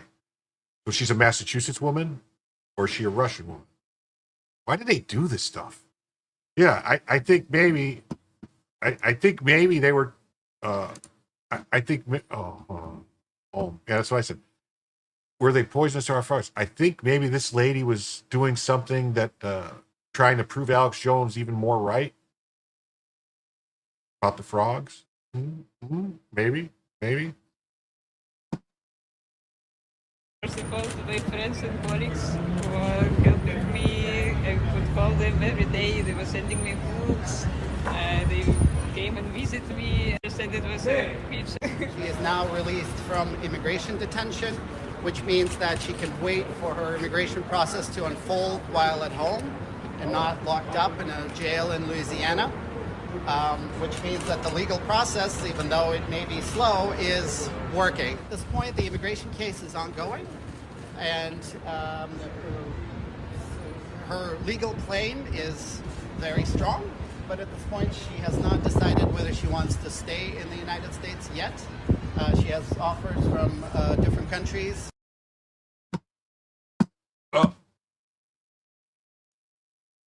She has offers from different countries to go. Let's see what it says here.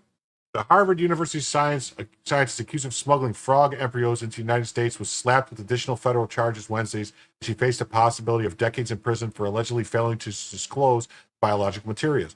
Russian-born scientist Ksenia Petrova, 30, was indicted by a Boston federal grand jury on one count of concealment of material fact and one count of smuggling goods into the U.S. and one count of false statement.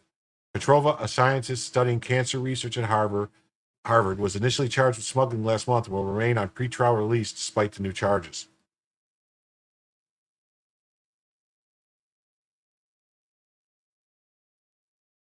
I mean, don't we have frog embryos here? I mean, why would you be smuggling? Something doesn't make sense. What was she up to? Yeah, definitely. DEI frogs? Who knows? Yeah, she's definitely not hot enough. Jail her. That's what I say. Yeah, she's not hot enough. If she was like a hot Ukrainian, hot Russian, then let her out, you know. So, not that hot. The researcher was arrested after he was stopped by U.S. Customs and Border Patrol at Boston Logan International Airport while returning from a vacation to France in February. So wait, she just went on a vacation to France and came home with frog embryos? What the hell? Wait, what? None of this makes sense.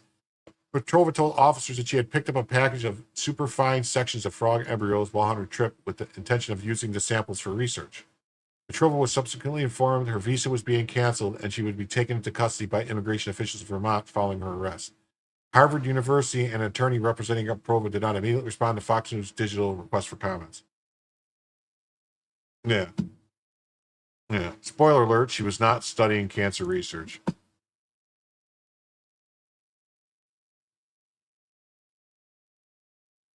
In an April interview with the Associated Press, Petrova insisted she was unaware of her responsibility to declare the items, claiming she did not intend to sneak anything into the country. However, federal prosecutors allege text messages from Petrova's phone reveal a colleague informed the scientist she was required to declare the biological materials prior to traveling through TSA, according to the Department of Justice. If you bring samples or antibody back, make sure you get the permission, etc., the friend reportedly texted Petrova before her trip. Like that link I sent to the group chat about frog embryos because TSA went through my bags at customs in Boston. So they knew that this was illegal and did it anyway. Following her arrest in Vermont, Petrova filed a petition seeking her release and was later sent to an ICE detention facility in Louisiana. A judge later ruled the actions of the immigration officers were unlawful. What? How is it unlawful to arrest somebody who smuggled stuff in the country? This is ridiculous. We're seriously seeing massive judicial coup. If convicted, Petrova faces 20 years in prison and a $250,000 fine for smuggling charge, and up to 5 years in prison and an additional $250,000 charge in concealment of material fact and false statements. So they're just going to deport her. That's what this is. They're just going to be like, go. She should just go home. No, I mean, unless there was something nefarious, if they could prove there was something nefarious going on, then maybe maybe something else could happen, but